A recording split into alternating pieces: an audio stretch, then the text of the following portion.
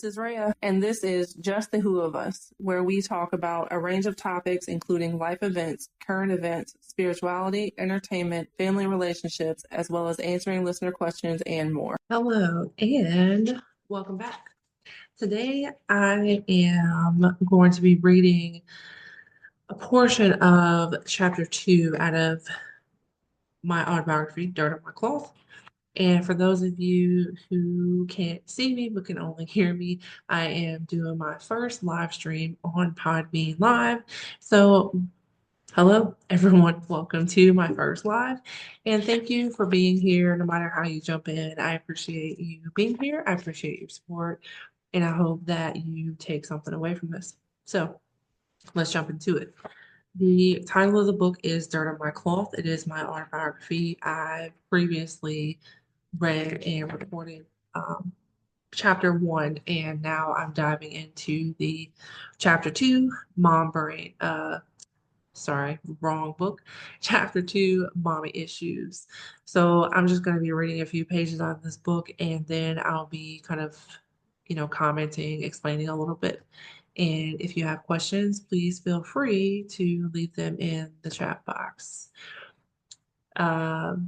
And if you're watching this post-recorded, feel free to leave any comments, questions, or anything in the comments, because as I work on my next book, I will be answering those questions, responding to things that you guys want to hear about in that next book. So make sure you leave all the comments. And subscribe on YouTube so that you can get updates and find out when each next portion is coming out. All right, so throughout the years of being a mother, I went through many changes. These included going from habitual weekend drinking to rarely drinking at all, and from being careless with money to being picky on how I spend it. And I prioritized my social life as a secondary to the needs of my children. I've been a fan of shows related to being a teenage mother for about 10 years. This is partially because it's exactly like life. There's joy, pain, growth, failure, and success in every story, and every story follows the same general storyline of being a mother at a young age. The only major difference between what is reflected on television and is that most of us don't have the opportunities afforded by the fame these shows bring. Instead, we must build our success by other means. When I was writing this book, I was like heavily into the Teen Mom franchise because it was fairly new, and I just became obsessed with it. So that's what I'm referring to. Having a child and becoming a mother are not always the same thing. Unfortunately, having a child young means we do not become actual mothers right away. When I said this, I don't mean like, well, I'm not a mom, because I'm young, because obviously we're mothers when we have our children, but having a child that young means kind of a slower success at being a solid parent. I mean, as a teenager, like no one has it all together. You typically can't fully support yourself and that child individually, independently. You don't have the brain development at 14 as I was when I had my first child to do everything a mother should do for their child, to have stability, success, and everything. Um, we're trying to raise a child while still being children ourselves. And that is, hey, I'm not going to chop up your name, but thank you for being here. Um, I'm reading a part of one of my chapters in my autobiography. It's Mommy Issues, talking about my experiences being a teen mother. We're trying to raise a child while still being children ourselves, and we do not always snap into mother mode from the beginning. Although this happens for women who are not teens, older women who may take a while as well, but it's more common in a younger mother. Now, I'm sure you expect this chapter to be about my mother to follow suit after my daddy issues chapters, but it isn't anything like that. So for the person who's listening on live, My first chapter was called Daddy Issues, and it was about my kind of experience with an absent father, as well as the man that I chose to have kids with, and how, those relationships. It's not like a bashing chapter, bashing those guys. It's just talking about life experience. Which you can look up on YouTube, Rhea, Reah, Hagues, Hagues, and go back and watch the first chapter if you want. Um, Had you asked teenage me, I would have told you that everything was my mother's fault. Now that I'm a grown woman, I could admit that she was exactly what I needed. Could some things have gone a little different? Sure. However, seeing as how often her own father was absent, I think she did good for herself. She also had a great mother to teach her, so that helps. As I've gotten older and gotten my life in order, my relationship with my mother has improved. Thankfully, she holds no grudges against me for being the less than appreciative daughter I once was. Somehow, even when I haven't been where I should in life, she never held her breath, except expected me to screw up again, or was surprised that I succeeded. This chapter is about my own journey as a mother, with my mother supporting me through the struggle to become a worthy mother. I've had some issues to say the least, but I've come out a success and think that's something to be proud of. At one point, I struggled to put my children first. I struggled to be a successful mother. I struggled to be confident in the fact that I could be a mother to my that I could be the mother my children deserve. I struggled to have a successful romantic relationship. I struggled to do with anything related to success. Over the past few years, yeah, it really hasn't been that long. I've been able to make real progress. The crazy thing is that people who love me have never once expected less from me, and they have never held my past against me. Those people are my family, friends, exes, and associates. I cannot think of any instance where the supportive family members have expressed disappointment to me in me as an adult, and there were some disappointing times. I never did hard drugs, but I did drink a lot and it interfered with my life more than a few times. I struggled in a lot of ways as a teenager that I'm fully aware of now. These struggles included moving back in with my mother multiple times in life because I moved an hour and a half to 3 hours away, and once moved back because my marriage wasn't working out. I couldn't find a job where I moved, or I was just going through a rough time. Each time I had not set myself up for success. It took me into my 20s to go after furthering my education, and in my 30s to properly prioritize life, stop working crappy jobs, and focused on finding a big girl career. It also took me into my 30s to prioritize life properly. On the bright side, I've had some exciting and informative experiences to tell you all about. In the not so bright side, I went through some rough times. Even though I never resorted to using drugs or selling my body, my drinking led me to making a lot of mistakes. Some situations force us to mature, and some situations slow down our growth. In my case, I don't think I matured until I realized the capability I had to grow up. I realized my children and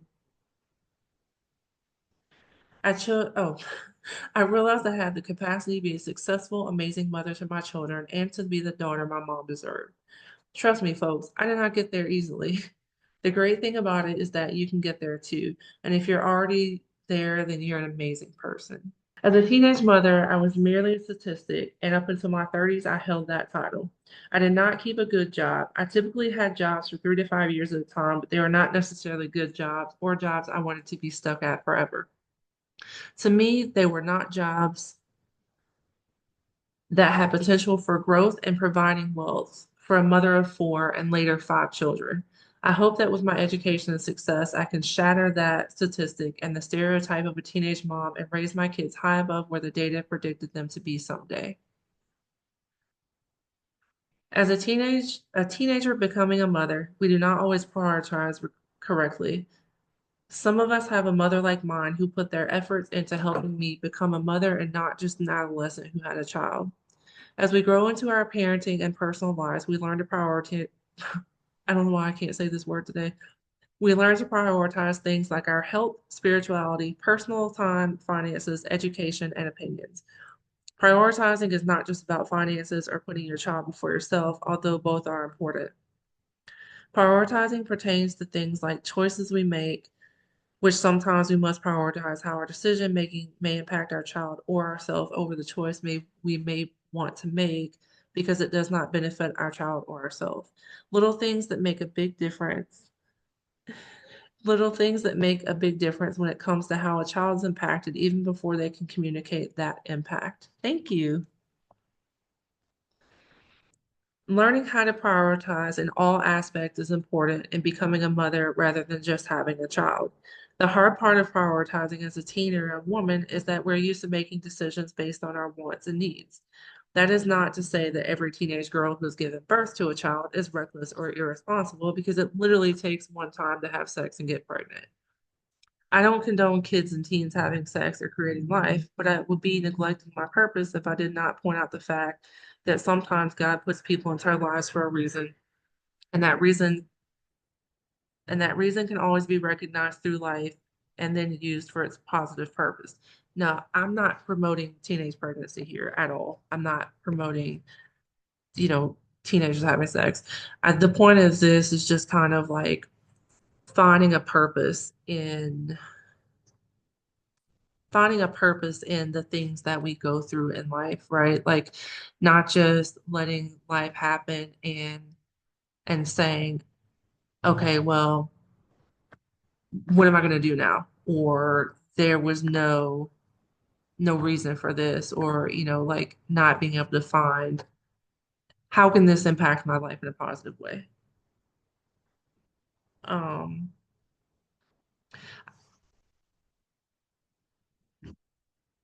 the child I gave birth to just before my 15th birthday ultimately brought me back to church, which began my path to positive change. I love to share my story with women my age now who have found out that their own child has one on the way. So if you don't really follow me on YouTube, or on the audio podcast, I've had a very kind of up and down cycle with religion. And throughout the book, I dove really hard into religion. And then I've also kind of come out to a point where my focus is more on spirituality rather than religion itself. Um, at the point of writing this book, it was kind of I was I was in like I was part of that cycle where I was really trying to figure out where I stood with, religion itself. Um, I've known three people who found out their child was pregnant or had gotten someone pregnant. The expectant parents ranged from 17 to their early 20s. With one of them, my first thought was, why are you happy about that? How are you okay with your teenage son having a child? I immediately stepped back and reevaluated my thoughts. One particular person had recently lost someone close to them in a devastating way and embraced the new child as a way to carry on the person they lost, a way to celebrate life. This father to be was already stable, very focused, and in reality will probably be a more present, loving, and dedicated father than most men I've known who are twice his age. I like to talk a lot about perspective, and in this case, my perspective of the situation changed completely when I considered those things. I've always been afraid that one of my children would get pregnant young and be irresponsible, naive, and stubborn like I had been. I think this is a parent's natural instinct to want our children to do better than us. Parenting involves a lot of perspective in relation to prioritizing because we're raising tiny humans. Most children's actions receive reactions from us, whether it be that we do not think they're paying enough attention, listening hard enough, or trying hard enough. It is extremely important to prioritize education, patience, and love in our parenting because these three things help our children grow and help us grow as parents. When our children do things we don't understand, our perspective of their actions can shape our response. So how we perceive what the child is doing can really shape kind of how we respond to the action that they are completing. In relation to prioritizing, because we are raising tiny humans. Most children's actions receive reactions from us, whether it be that we do not think they're paying enough attention, listening hard enough, or trying hard enough. It is extremely important to prioritize education, patience, and love in our parenting because these three things help our children and help us grow as parents. When our children do things we do not understand, our perspective of their actions can shape our response. Educating ourselves to know the difference between defiance and ignorance helps to shape our perspective on children's actions and how we respond. My oldest child is currently 20 years old. My middle child is 11, and my youngest is 5. There's a 6-year age gap between my two youngest children. This can have a large impact on patience as a parent, managing a 6-year-old who is independent in most areas to a baby who's completely dependent. It is like relearning how to parent, because a toddler in those first years knows nothing in comparison. When I So my youngest child, I adopted him at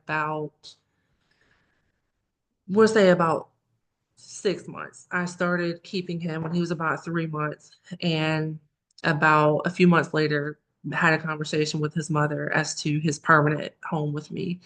Um, this was it was unplanned. I was a single mom with 4 kids, and I didn't have a car at the time because about a few years before that, which I talked about in the previous chapter, that'll be available on YouTube here and over these next couple weeks. But I lost my car to a DUI. So although I had gotten kind of past that at this point in the book, but I was a single mother of 4, divorced mother of 4, with no car when I took in my son to later adopt him. After finding out I was pregnant at 14, my mother enrolled me in a school for pregnant school-age girls where I took my regular classes along with classes that taught basic child care. This is where I finished my freshman year of high school. I broke up with Dre's father about a year after his birth because because I found out he had gotten another woman pregnant, and he had met her through the same chat line we met on. I now recognize that meeting a man on a chat line specifically for adults is a pretty unhealthy way to meet someone when you are a 14-year-old child. So my oldest child's father and we met on a chat line. So it was like a phone dating service. Um, we both lied about our ages. Mine to be old enough to use the site and meet men over 18, his to be young enough to meet girls closer to 18 rather than mid-20s like himself. The moral of the story, kids, is that if it's not appropriate for your age, it's for a valid reason. Once we broke up and as the years passed, he became less and less involved with our son. Luckily for his current wife, that was about the time they met and started their own family. So when I got pregnant with my oldest child, I was 14. His father was 21.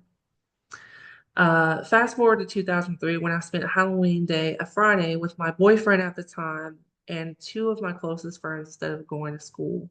A few months later, I realized my commitment to school and my mom's trust was not the only thing that had broken that day. At that point, my then boyfriend was aware of my pregnancy but chose to no longer be in the picture. I did what any other idiotic teenage girl on her second child at that age would do: reconcile with an ex who I loved but was not the child's father. I did not tell him the truth about who the father was, hoping that it wouldn't matter and we could be happy together. I knew he would provide a stable home for my Jada, but a future for ourselves as we planned to marry after she was born. Um, a few months after her birth, my boyfriend's father persuaded him to take a paternity test and discovered he was not her biological father. I was crushed at the time because I selfishly felt that my future family was ruined. Although I thought I was acting in her best interest, I accepted that I wanted to have a complete family unit rather than a single mother raising 2 children in my mother's house at the age of 18. That's not something I would recommend. If you need a man to secure your life to get you out of your parents' house, you're having a baby or planning a family with that man for the wrong reasons, period. Using people always has a consequence. Maybe not immediately, but that day will come. So my oldest daughter, who is my second child, um, I initially reconciled with my ex, to because I thought that he would be a good father to her. Mind you, I was only 18 at the time and I was stupid. A couple years later, in June of 2006, I met my future husband on Black Planet. Yes, Black Planet was a site for Black singles. At least this time. Okay, perfect. Thank you. I think it just came through. So, yep, I got it. I'm really, really looking forward to it. Thank you so much. A couple years later, in 2006, I met my future husband on Black Planet. At least this time I was a legal adult. When we met, he was deployed overseas, so we wrote back and forth for a while. And when he came home, we met up and spent a few days together. Not long after this, we began dating. He sent he sent me an explicit photo in a text message that was also sent to other women. So he sent me a group picture to me and other women of his, you know, man area. I initially broke up with him, and to my surprise, he asked me to marry him rather than break up with him. My friend thought it was a horrible idea, but I decided it would be beneficial for both of us. We got married the following July, and I moved myself and my children to Fayetteville for us to begin our lives as a military family. A few months later, we moved in together. He was deployed to Afghanistan and returned as I was leaving the hospital after giving birth to our first daughter. We spent 2 weeks together, and he returned to Afghanistan for another year. As the months passed, we drifted apart due to my partying, our mutual infidelities, and a lack of communication. So many things changed during the first year of our marriage. We lived a completely new lifestyle away from everyone I knew. In the first year, we were two 21-year-olds living completely in separate lives, completely different and separate lives. With me shifting away from the rest of my family and him living in a foreign country, fighting a war, knowing and hoping he still had a family to return to once he finished his time. During his deployment, I decided to move back home with my children and start a career in the medical field as an in-home CNA. While I obtained my nursing assistant license for North Carolina, by the time he was able to return home, our daughter was almost 1. I remember him seeing her for the first time when she was about 2 weeks old. He was so proud, yet sad because he was unfamiliar to her. After they spent 2 weeks with her, he developed a bond, but he returned overseas for what ended up being a year and a half. So we had the baby. He was home, on leave for 2 weeks to spend time with her, and then he had to go back to Afghanistan for a year after that. This part of motherhood was probably the most intense and difficult at the time because so many things happened where I felt I had failed in some respects, but I'd also learned from my mistakes and made meaningful changes to my life. We reconciled not long after his return to the United States, but I'd already moved away from our home. We still had our house where he stayed at until he left the military the following year. After that, we moved our belongings into storage and moved in to live with my mother. That lasted for a short period until we decided to rent the house beside her from a friend. We had been sub-renting there for a couple years when we had our second daughter. Once that sublease was up, we moved into another rental home not too far away. After another couple of years, things got very rocky again. Our roles shifted and I got my first DUI, which meant I had temporarily to leave my job because I couldn't drive to clients' houses on a suspended license. Fortunately, my boss held my position for me. I was stressed. My husband at the time was stressed. We were around each other too much and trying to raise 4 children and a baby in a broken marriage that we didn't want to repair. After the third time feeling the need to separate, we decided that it was in everyone's best interest to divorce. In the beginning, it was my idea and he was crushed. However, I knew that I could not continue a relationship where we constantly fought over everything, from money to parenting to my lack of understanding of his PTSD. Post-traumatic post-traumatic stress disorder is unfortunately common and is something that deserves attention. If you have or are experiencing PTSD, please get help. You deserve to be healthy. For more information on PTSD and other mental health topics, you can visit samhsa.org. Aside from the personal and relationship issues during my marriage, I was also learning how to become a mother. I did not start making grown up decisions for my children until I was well into my 20s, years after I had been married and divorced. Let's face it, had I been making decisions based on the actual best interests of my children, I would not have made a lot of decisions I made about dating before I even moved back to Charlotte. I relied heavily on my mother, even as an adult with 4 children. I leaned on her for everything, and I blamed her for everything that made me mad or did not go the way I wanted it to when I lived with her. This is true many times I lived with her. I moved back in with my mother multiple times as a young adult, because I couldn't keep my shit together. I refused to let her tell me what I was doing wrong or how to do it right. I hated everything she told me, even when I knew it was right. I told her she didn't know what she was talking about. She wasn't me, and that I had not been through what I had been through. She had not been through what I had been through to tell me what to do. That's, the kind of the things that I would tell my mother. My mother had been, uh, I know that way of thinking was trash, and based on my flawed and limited perspective at the time. My mother had been through divorce and had raised a kid on her own with only her mother around. No, she wasn't me, but her knowledge and wisdom were far more advanced than mine. I used to say that she should have been stricter on me, but how can you control someone who threw a fit and became enraged every time you tell them to do something? Again, I was a brat. I've been told that I have a temper, so I can imagine how handling a teenager like that could be difficult. I'm stricter on my own children than she was on me, but that's because I don't want my children to make the same mistakes and fall into the traps that I had. The reason this chapter is titled Mommy Issues, but is nothing like the previous chapter titled Daddy Issues, is because my issues as a mother are more within myself and not my own mother. My mother did what she was supposed to. She raised a strong mother. A mother beats herself up at times like I had beaten myself up over past mistakes. She had a period of parenthood that involved drinking, but I can't fault her for that because I know that can become an easy escape. I also know that just like she did, you can pick up the pieces and decide it's time to be a mom and take care of business. She left a toxic marriage to better her life and mine. She's a wonderful mother, grandmother, and daughter to her own mother. She moved my grandmother in with her and takes care of her around the clock while she's also heavily involved in her church, even leading an annual project that is done exceptionally well. She has achieved all this with severe knee and back pain. She really is more of a modern day superwoman, and even though she doesn't feel like she deserves the credit, she absolutely does. My mother taught me that even though we make mistakes as parents, we deserve our own forgiveness for trying to build a better future for ourselves and change the bad habits we practice that make us feel like bad parents. There are plenty of parenting books written that to read at any point in our parenting journey uh, could tell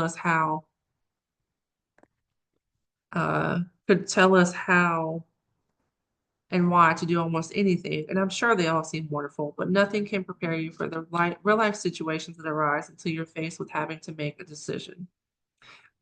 Sometimes we're too tired to pick the right one. Sometimes we're not educated on the topic to pick the right one. Sometimes we just make mistakes and sometimes we don't. We are human and imperfect. My mom is human and imperfect, but she took a bad situation and continuously strived to make it better for herself and me. Forgive yourself. I forgive you. And even though I don't deserve it, I forgive me because you've taught me that's all we can do. Forgive, move on, and commit to doing better. One of my children came into my life at a particularly unexpected time, and I'm glad they did. When they were born, their biological mother was in a pattern of chronic instability. I commend anyone who is responsible enough to permanently place their child into a home with someone who can care for them if they cannot. I do, however, commend anyone who drops I do, however, commend anyone who drops her off.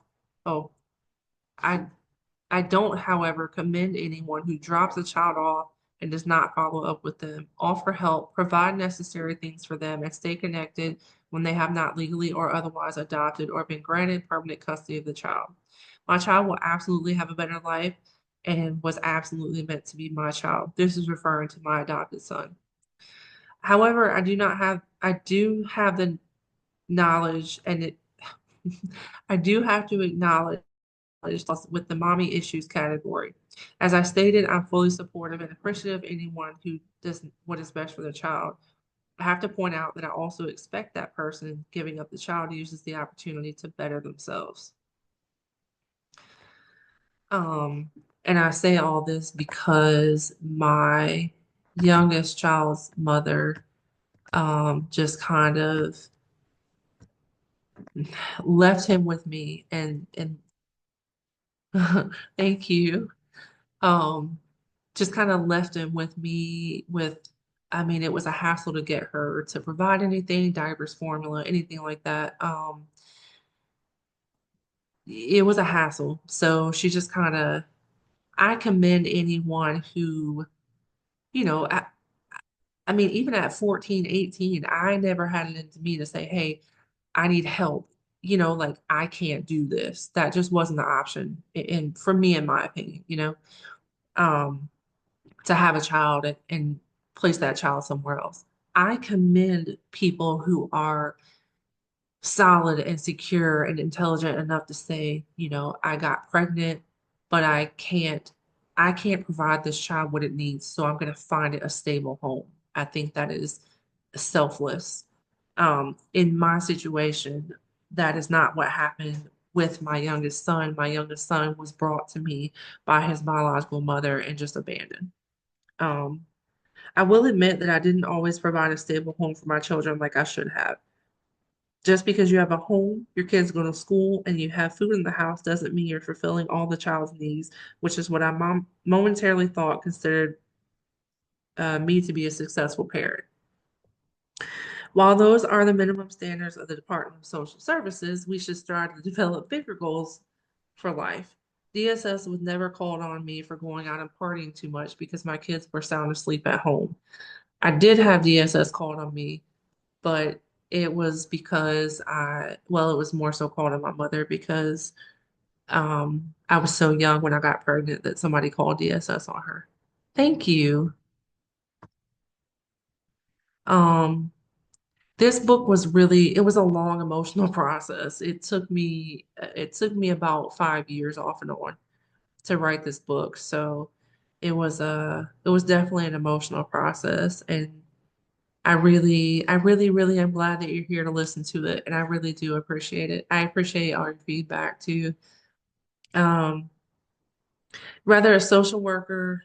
Oh, I did have DSS called on me later in life, not because of anything I had done. Rather, a social worker called them over a bad prank, and a second time when I filed an abandonment claim against my child's biological mother. Uh, this I talk about in another chapter. I called DSS um, for abandonment on someone else, and DSS came to my house. So, um, but I'll talk more about that in a different chapter. Looking back, there are so many other ways things could have turned out, some positive, but many negative. They didn't by the grace of God and the love of my family, also by the amazing ex-husband and fiance that I have now. At the time of writing this book, I was engaged, but we are now married been married for about a year and a half, almost 2 years now. Um, Obviously, having a stable, intelligent, focus-driven man in my life does wonders for the self-esteem and focus. Not having to carry the burden alone anymore makes a difference in stress, financial strain, and anxiety that a single mother of five can develop. Since getting myself together, I've earned 3, soon to be 4 degrees, and have started writing and started a business with plans to provide holistic wellness counseling. So at the time of writing this, I was getting my second master's degree, and I started the business that I use to do podcasting and the books and things like that. I now have a second business um, as well. But so at the time of wrapping this book up, I was working on my second master's degree. My mom's family is full of great mothers. Like me, both of my cousins have a lot of kids. One has 6 children and the other has 7. Yes, we certainly are a group of fertile women. My cousins are stay-at-home moms, and not just like stay-at-home moms like me. They're like stay-at-home moms with kids who are involved in all kinds of extracurricular outdoorsy activities. My kids are more homebodies, and I do a lot of driving, running errands. So my cousins are truly stay-at-home super moms. They have taught me a lot about parenting and relationships. They have both been married to amazing men. They've endured different things as parents and wives, and their journeys have not been the same. They're both amazingly put together, loving, patient, and intelligent women whose children are lucky to have them as their mothers, like I'm lucky to have them as cousins. So this one, I just wanted to, in light of talking about mothers, I just wanted to kind of give them a shout out. And So I'm also currently writing on a second book for those of you that are listening on the live. I'm working on writing a second book that talks about going into my 30s and leading up to turning 40 this year. And some things have changed in the regard of certain relationships. But at the time, I was really proud of both my cousins. But difficult times don't always have to define the outcome of our path. Some things will go wrong and others will go right. You definitely will have issues and imperfections as a parent. You do not have to be perfect because you are the mother. Raising a child takes more than one person, and your child will change you as they grow. You'll learn how to understand their wants and needs and how to adapt your parenting style accordingly. You will need friends in your life who are parents and who share your values and preferences. You will fail at things and you will succeed at things. Remember, your stories can help someone else one day. Getting your life together is a necessity for raising a child successfully, but if you don't have it all together, with some effort, you'll get there over time. Sometimes it just takes mistakes, lessons, and circling around until you figure out what works best for your life. Most importantly, if you haven't gotten there for yourself, get there for your child, your teen, or your young adult. Children deserve solid parents, and you deserve to be that solid parent.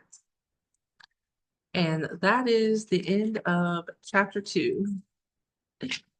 So, for those of you who have been following, for those of you listening on the live, I really, really appreciate your consistency, your dedication, you showing up to be here as I read this, and I really, really look forward to having you along for the journey.